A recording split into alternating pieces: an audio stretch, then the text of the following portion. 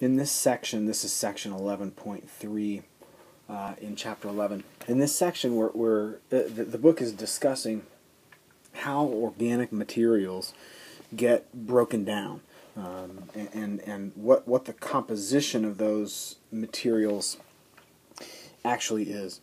We think of, in this chapter, they're going to be discussing the importance of organic materials in soils, the importance of carbon in the soil, and the importance of organic materials acting as helps to soil fertility. One of the biggest cases is the soil, the organic matter's ability to contribute nitrogen into the soil. But not all organic materials are the same. Not all organic materials can contribute the same amount of nitrogen and have the same effect when you apply them to the soil.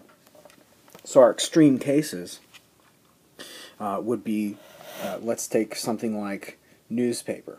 Okay, so here we have newspaper, 39% carbon, 0.3% nitrogen. We have this thing called a carbon to nitrogen ratio, in this case, of 120, which is basically the percent carbon divided by the percent nitrogen, gives you 120. Basically, 120 parts carbon to 1 part nitrogen.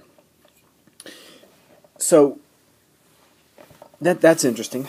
Your book points out that at about this level, right about here, okay, at about that level, we have a real interesting thing happen in soil. So microbes are the ones that we can think about them as looking at this material, considering whether or not they're going to break this material down or not. And as they look at this material, your book points out that microbes, and I'm reading from page 370, about the middle of that page, they need to find about 1 gram of nitrogen for every 24 grams of carbon in their food. So this carbon to nitrogen ratio of around 25 to 1 is this cutoff point that plants, or sorry, that microbes look at the material and they're not necessarily thinking about it, but we can think about them thinking about this material.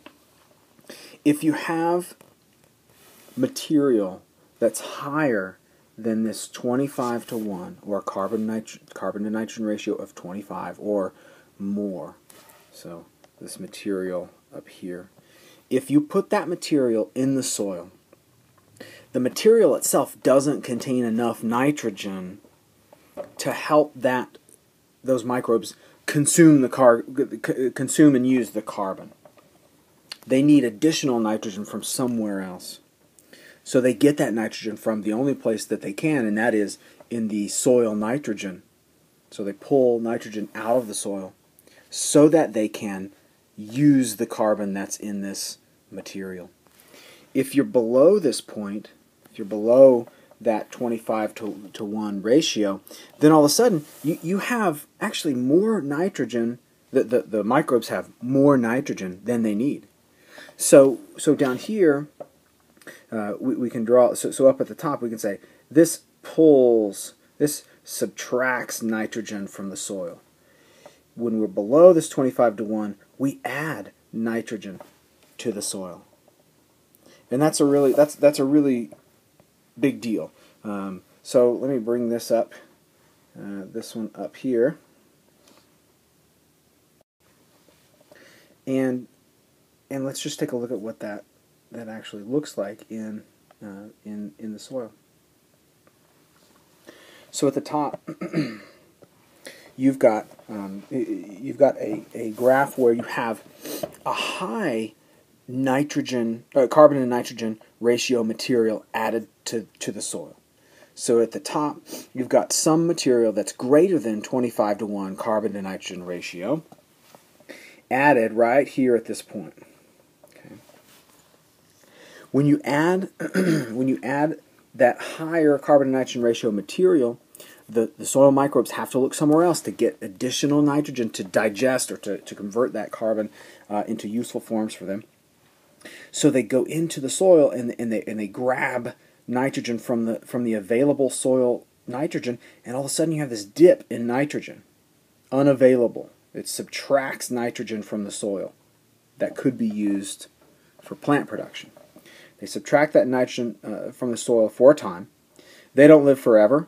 They'll incorporate that nitrogen into their cell structure, and then once they die, once there's a turnover in those microbes, that will be released back into the soil. So we'll actually end up, so we started out here, we end up here, so we end up with more nitrogen in the soil, more nitrates in this case, in the soil from that material, so we end up getting that nitrogen in the end. But this depression period, you've got to be really careful when this might happen. If we put a bunch of sawdust on the soil and turned it in let's say in February, and then we went into that, and in March or April we planted a crop in that field. Meanwhile, below the soil, those microbes are getting active during that same time that we're planting, and all of a sudden they see this sawdust that they want the carbon out of, but they need nitrogen as well. So they pull that nitrogen out of the soil at the same time when we actually need that nitrogen there to help those plants get going. That's a really bad deal. So we have to be careful what we add to the soil, and we usually in the soil sciences we don't recommend you adding things like sawdust or wood chips to a soil to improve the organic matter content of the soil. That's a bad deal. It's a good deal if you add material that's that has a lower carbon to nitrogen ratio, less than that 25 to 1 ratio.